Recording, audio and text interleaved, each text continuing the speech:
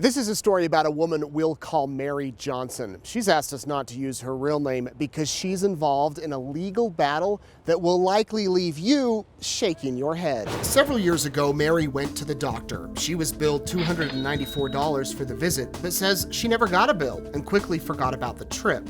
That bill ended up at Medical Recovery Services, a debt collection company based in Idaho Falls. Attorneys Brian Smith and Brian Zollinger handle cases for the company. Fast forward to early last year. Mary works at Melaleuca, and Medical Recovery Services sent a garnishment notice to her employer requesting nearly $1,000 for the $294 bill. The additional money was for interest and attorney's fees. But there was one problem. Melaleuca received a garnishment document that didn't match any name of an employee, and Melaleuca couldn't guess, and potentially guess wrongly, as to who the true judgment debtor was. The Social Security number on the garnishment was Mary's, but the last name did not match hers.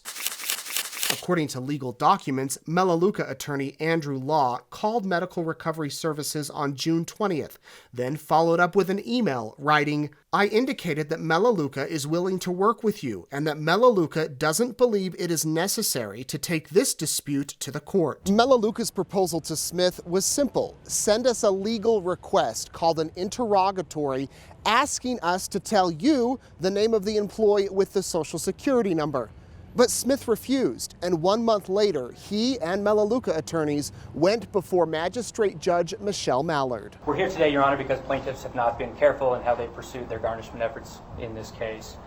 First, plaintiff did not carefully ensure that its garnishment documents accurately named a Melaleuca employee. Melaleuca invited plaintiff to propose a solution that is less burdensome than a notice and deposition and a subpoena to produce documents. That solution could have consisted of a simple discovery request, but plaintiff chose not to take Melaleuca up on that invitation. What we have here, Your Honor, is a misunderstanding by Melaleuca, and it may be because they don't do this kind of work. I can understand that. Few people do it. They completely get the statutes wrong, and I'll show the court how that's the case. I don't blame them. I don't talk about their negligent work not doing it right. They just don't have the statutes right. I don't know why they're making such a big deal out of this. Maybe it doesn't appear to them that their employee is the same person and that has been using their employee's social security number, and they don't want their employee to be subjected to these actions of someone who may have already taken her identity. It's all rank speculation. We don't know, but we're going to get to the bottom of it. They got to the bottom of it. Judge Mallard ruled that Melaleuca's response to the garnishment was true and sufficient. She discharged the company of any liability and told Smith that he could ask Melaleuca to tell him the name of the employee, something the wellness company had already offered to do. Court documents show Smith sent an interrogatory, learned the employee's name, garnished her wages, and obtained over $1,200, nearly $1,000 more than the original bill. So case is closed, right? Not so fast. Last month, Smith filed an application for award of supplemental attorney's fees. That's legal talk, meaning he wants someone to pay for the time he spent on Mary's case. The amount he wants, $5,583.25, nearly 20 times more than the original medical bill. And who does he think should pay those fees? Mary Johnson. Of course, we wanted to ask Brian Smith about this. He was too busy for an on-camera interview, but did speak with me on the phone. Why should she have to pay for that? It's real simple. Under the law, we get to ask the court for what's called post-judgment attorney's fees for the work we had to do after the judgment to satisfy the judgment. But it's not her fault. All of this was not her fault. I understand that, but it's not based on fault. But is it right? But it is kind of her fault because she could have come in and made payments. She didn't do it. But she could have told the lawyers at Melaleuca, "Don't fight this guy because I don't want to have to pay anything." But did she know? That's the question. Did she know that this was? Who should have told her? Who should have told her? Well, shouldn't Melaleuca attorney should have said that to her. Shouldn't, but if the name had been correct 100%, then it would have happened. I imagine they would have garnished her wages because then that would. That's correct. Well, no, okay, look, because Melaleuca wouldn't have taken this position, but when it didn't match,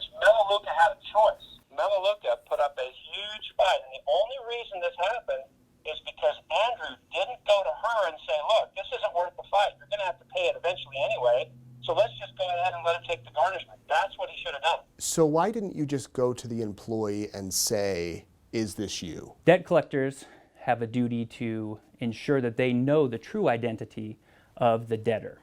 Employers don't have that duty, and employers can't guess lest they expose themselves to potential liability and problems with the employee. Law says Melaleuca has responded to garnishment requests from medical recovery services in the past without any problems, and the company will continue to do so. Even though the judge ruled against Smith, he stands by his actions. Do you think that your firm did anything wrong in this case? Absolutely not. And Smith believes Mary should pay him over $5,500 for the time he says he spent on the case. Is there anything that Melaleuca plans to do to help this employee with this situation? Melaleuca believes that turning a few $100 debt into more than $5,000 in attorney fees is simply unreasonable. And for that reason, Melaleuca has worked with the judgment debtor in this case to help her secure competent counsel so she can defend herself. The next court hearing between Smith and the Melaleuca employee is April 22nd. We'll be there to let you know what happens. Now, this is just one of many, many cases that Medical Recovery Services has been involved in over the years. Tomorrow on EastIdahoNews.com, meet a man who was sued by the company over a mistake his doctor made.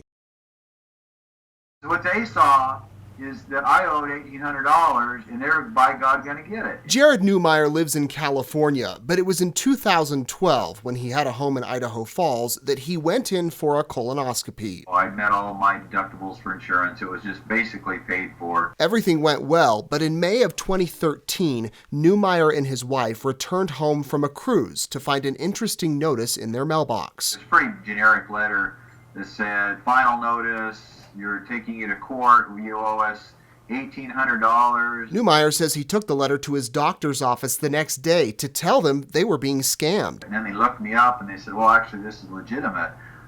This is from, your colonoscopy. The doctor's office never billed the insurance. Not only that, they put in their system that Newmeyer lived here on Skyline Drive, but he actually lived here on Skyview Drive. So I had a $900 bill they kept sending to somebody on Skyline Drive. There's actually no address here. I actually drove over on Skyline and said, this number doesn't exist. And when Medical Recovery Services got it right, it was with the final notice telling Newmeyer to pay up. But he was on his cruise, and the letter sat in his mailbox for weeks. When I called MRS and I said, fix this, they said, it's too late, we just filed court this morning. Newmeyer was shocked. He says he had perfect credit, always paid his bills on time, and had never been sent to collections in his life.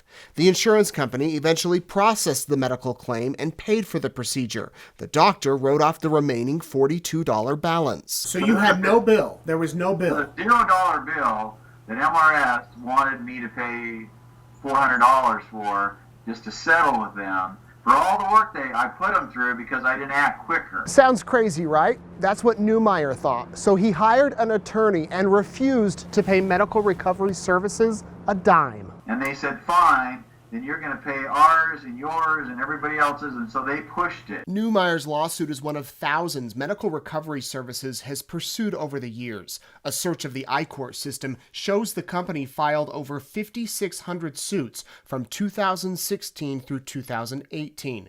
Attorney Brian Smith tells EastIdahoNews.com that lawsuits are filed in less than 1% of all accounts Medical Recovery Services receives for collections. That means that MRS handled at least 560,000 accounts during that 3-year period, and Newmeyer's was one of them. Smith said he couldn't meet with me for an on-camera interview, but we spoke on the phone. Why not just acknowledge, okay, yeah, your doctor made the mistake, you didn't make the mistake, and move on? Had we not sued Jared Newmeyer, the insurance company never would have paid. But instead of him going to the medical recovery, the collection agency on Monday, instead, he went to the doctor on Monday. He didn't go to medical recovery until Tuesday, and by Tuesday, the lawsuit had been filed. Smith admits this was a strange case, but argues none of it would have happened if Newmeyer had followed up with his doctor after the procedure years earlier. Let me ask you this, Dave. Do you think he has any obligation to go to the doctor and say, look, I don't remember getting the bill from you guys? Or is he allowed to say, I haven't gotten the bill, looks like I don't have to pay that, doctor? We had a baby in November. We've gotten probably 8 or 9 bills from having a baby from different doctors, this hospital. It is, for an average person that doesn't deal with this every day, I can totally understand why he would think it's taken care of. Now listen to carefully what you're saying. Why, what basis in fact would he have to say he never paid the bill and he never saw an EOB showing that it had been paid? So why, what is he relying on to say that was taken care of? Because nothing ever came to him in the mail. Maybe that's not a good legal response. Maybe that's not. You never get anything in the mail, so you never see that it's paid for, and you never pay for it. Why is a person entitled to assume I don't have to worry about it, as opposed to, gee, I never saw anything, I better go follow it? As time went on, Neumeier's legal bills climbed higher and higher. And even though Medical Recovery Services lost in magistrate court and then district court, the collection company kept appealing. That was extremely stressful to the point where I couldn't tell my wife what was going on. I just had to kind of not mention it, so she thought it had gone away. Finally, in March of 2018, more than 5 years after the colonoscopy, the Idaho Supreme Court ruled against Medical Recovery Services and ordered the company to pay all of Neumeier's attorney fees, which he says had reached nearly $30,000.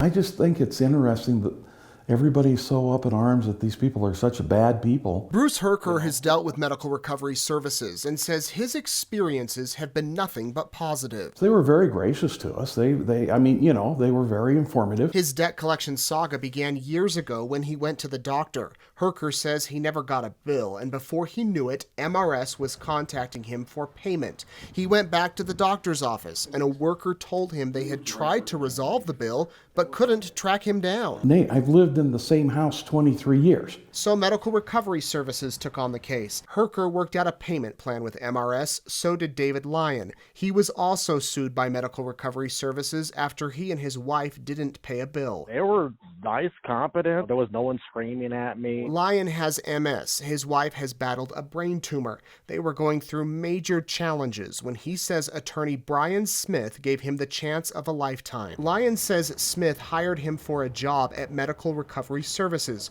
which is right next door to Smith's law firm, where Brian Zollinger is also an attorney. Because Zollinger and Smith do so much work for MRS, many debtors have wondered if they actually own the collection company. And you're the owner, right? I don't think that's an appropriate question to ask people what they own or how much they make or why they do what they do. I don't think that's proper journalism. I really don't. It doesn't make any difference. To ask if you own the... It doesn't make any difference. That's not an appropriate question? I mean, the businesses that I own in town are my business. I'm not interested in talking about what I own and what I don't own. Whoever owns Medical Recovery Services makes money on fees and interest the company charges on cases they have. When Brian Zollinger or Brian Smith take a medical recovery case, they also make money on the fees they charge. If Smith and Zollinger own part or all of Medical Recovery Services, they could potentially be making money on both ends. Medical Recovery Services filed as a limited liability company with the Idaho Secretary of State in 2001. Del Thompson, Brian Smith, and Goulburn Investment Family were listed as managers. I do love my job. When Smith ran against Congressman Mike Simpson in 2014, this campaign disclosure form shows he declared himself a partner in Medical Recovery Services and checked that he made between $100,000 and $1 million the preceding year. The conditions of how Medical Recovery Services acquires debt from doctors is unclear. Many collection companies purchase the debt for pennies on the dollar. Other doctors keep the debt and share a portion of that which is collected with the collector. Let me tell you about a local school bus driver who made around $500 a month and cared for her disabled husband.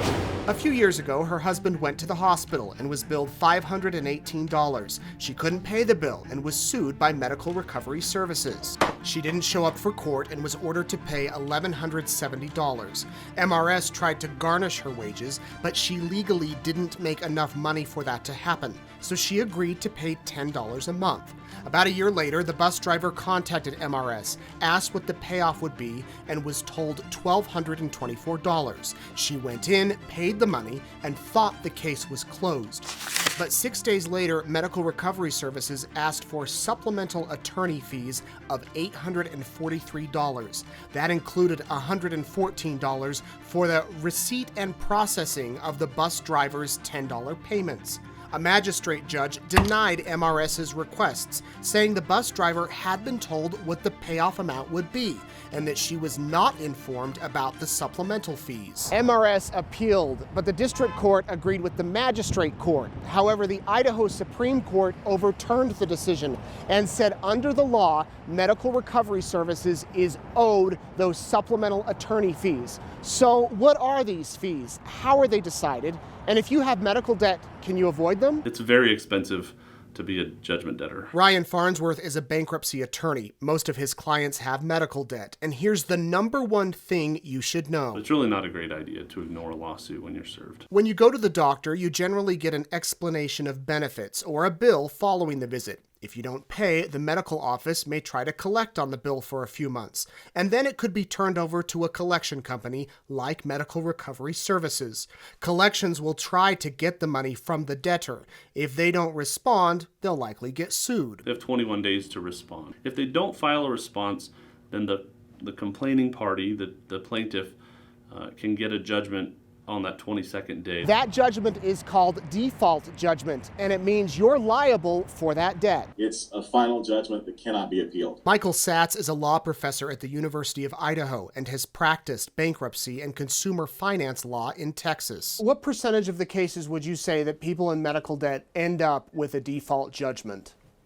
Oh, almost all of them. It's got to be something like 90% of them. Once that happens, you owe the medical debt, attorney fees, and potential interest. And the collection costs, that can just continue on and really keep going. The debtor can work out a payment plan, or the debt collection company could garnish up to 25% of the person's disposable income under certain circumstances. If you're not making that much money, you can't be garnished. Let's say you make the payments or your wages are garnished. You finally pay off the original debt, interest, and attorney fees. And like the bus driver, you may think the case is closed, but this is where supplemental attorney fees come in.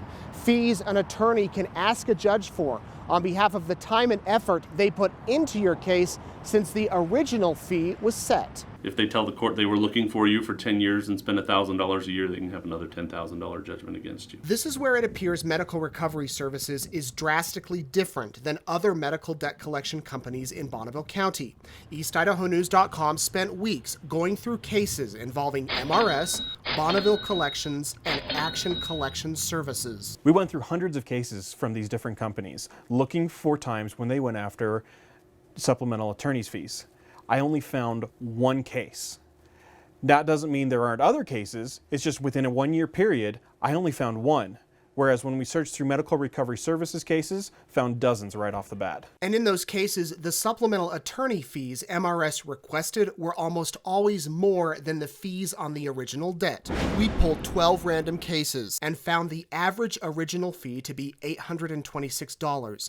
The supplemental attorney fees averaged out to nearly $1,300. But on average, MRS was only awarded $804 by a judge. Some judges are blunt in their assessment of MRS. In a 2013 case that went before the Idaho Court of Appeals last year, a woman was charged a fee each time she made a payment on her debt. Caribou County Magistrate Judge David Kress called the process a scheme, very troubling, and stated the case was absurd, inequitable, and a bad example of collection work. How do you determine your fees? I take the time that I spent working on the case, the research that I did. You submit that to the court, and then the court gets to determine what is a reasonable attorney's fee. Do you think the general public is aware of these supplemental attorney fees? Oh, no. The general public's not even aware of the whole court process, right? That's why you have so many default judgments. And frankly, the consumer laws, they are stacked in favor of the creditors. And yes. If things were to change, it's not the attorneys or the judges that are going to change, it's going to be the legislators. Yeah, it would have to be legislated. From a principled standpoint. And speaking of legislators, one lawmaker serving from eastern Idaho is Brian Zollinger, a medical recovery services attorney. Zollinger and Smith strongly opposed Medicaid expansion, which passed in Idaho last November. But I couldn't help but wonder, knowing that they were in the medical debt collections business, if that might have some influence on their thinking. Carrie Scheid and her husband Jerry believe Medicaid expansion will impact medical recovery services because some of the 60,000 low-income Idahoans who can't afford health care as they are caught in the Medicaid gap will now receive it. In a March 12th column, the Scheids wrote in the Post-Register that Representative Zollinger should publicly declare a conflict of interest when discussing Medicaid issues and bills. The very people that would benefit the most from Medicaid expansion were often the very kind of people that would end up in their lawsuits. Zollinger did not respond to our requests for comment, but I asked Smith his thoughts. Do you believe that he should declare it? I have no involvement in that. You'd have to ask someone to that. Medicaid expansion, how would that impact medical recovery services?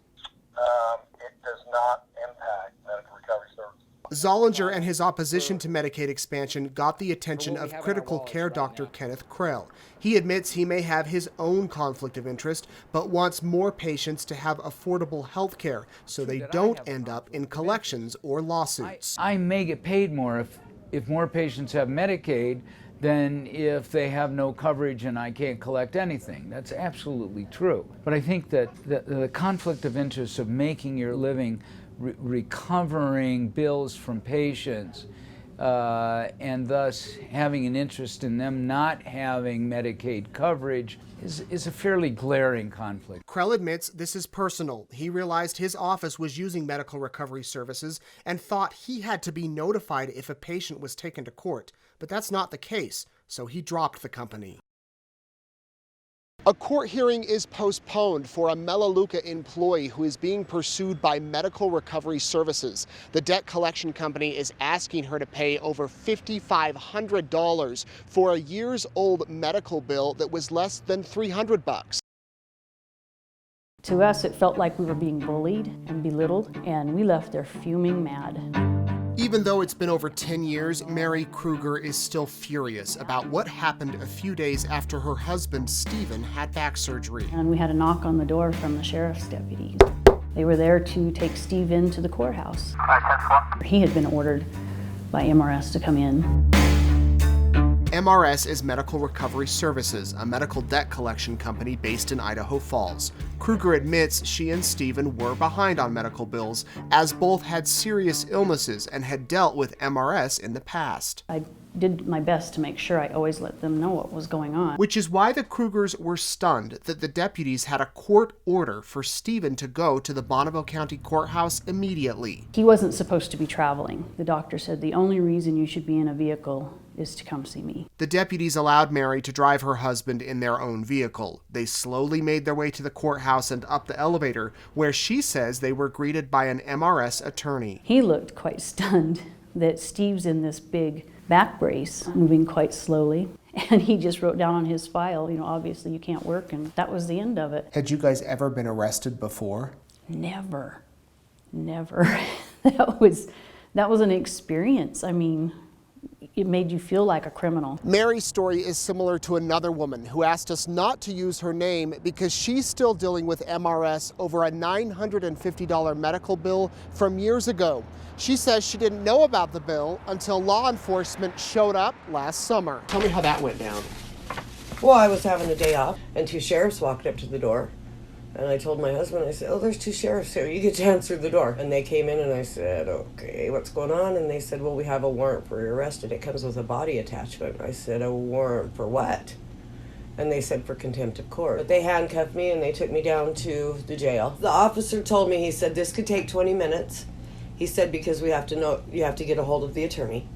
And he said, but sometimes those attorneys won't get back to us for a few days. So who did they tell you to call? Zollinger. What happened when you called them? He worked out a payment plan for $20 a month with me, and they released me right to my husband. But that was the first time I'd ever been to jail in 57 years, and I was terrified.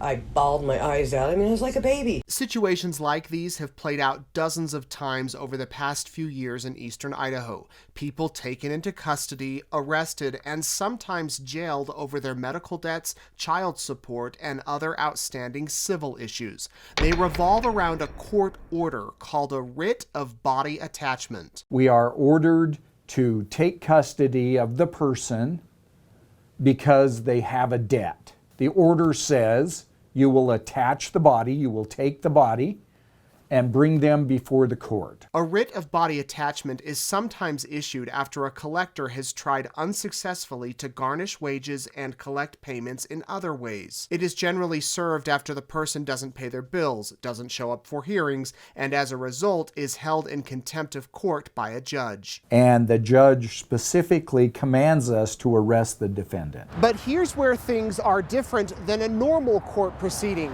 With these writs, an attorney can release the debtor without going before a judge. And Sheriff Paul Wild says in the majority of these cases, the situation is resolved before anyone is arrested. Once we arrive at the home and we have the person that we want to talk to, we'll say, let's make a call to the attorney. We'll see if you guys can come to an agreement. If you come to an agreement, then we won't arrest you. Let's say you do need to bring the person down to the courthouse. In what circumstance would they potentially be jailed? If there's not a judge available, if the plaintiff's attorney is not available, if they refuse to talk to the plaintiff's attorney, then they would be jailed. And there is a bond set on these. Generally, the ones I've seen most recently are around $300. There are thousands of medical debt cases in Idaho, and the number of people actually arrested is very small, but it does happen. Through a public records request, we learned 30 body attachments were served in Bannock County between 2016 and 2018. 19 were medical recovery services cases. Nobody was jailed, according to records provided to eastidahonews.com. In Bonneville County, 103 body attachments were served during that same time period. Medical recovery services accounted for 92 of those. The other 11 were for child support and various other collection agencies. 2 people were jailed, one for a custody issue and the other for debt. Both of those were not related to MRS and both bonded out. These are people who are already struggling. Michael Satz is a University of Idaho law professor who has practiced bankruptcy and consumer finance law. One of the real problems with placing debtors in jail and placing people in jail based on debt is this runs contrary to the founding of this nation. This issue has caught the attention of the ACLU. In a study released last year, the organization found medical recovery services was responsible for securing the arrests of more debtors statewide than any other collector, having obtained 345 arrest warrants from 2010 to 2016 that resulted in the jailing of 222 debtors. EastIdahoNews.com could not independently verify the ACLU report, and MRS attorney Brian Smith strongly disputes those numbers. He tells us it is absolutely false to say that 222 people were jailed between 2010 and 2016. This is an inflammatory statement by the ACLU to sensationalize its story. In fact, very few people are ever jailed. Happened to me, I'm 57. If they did that to someone elderly, that's just horrible. To think of them going and maybe getting my mom or something, and there goes your freedom. And freedom is why this woman is speaking out. She wants medical debt collection laws changed in Idaho, but that may be an uphill battle. The same entities that are making a profit off of these actions are also paying for lobbyists to go and basically give them a much stronger voice than the citizens. Or in one particular case with medical recovery services, it's an attorney that does work for MRS who's also a legislator. That's even worse. I think they need to be changed and changed quickly. Mary also hopes lawmakers do something and believes an overhaul is in order for the entire medical billing industry. Her husband Stephen passed away in 2017, but before he died, their medical debt became so unbearable that they were left with one option. We had to just give it up and go in and file bankruptcy. Couldn't do anything else. What would you say to the attorneys at Medical Recovery Services? Have a little more compassion for people who are trying, you know. Sure, there's people out there that are bums, but that's not most of us. We're trying.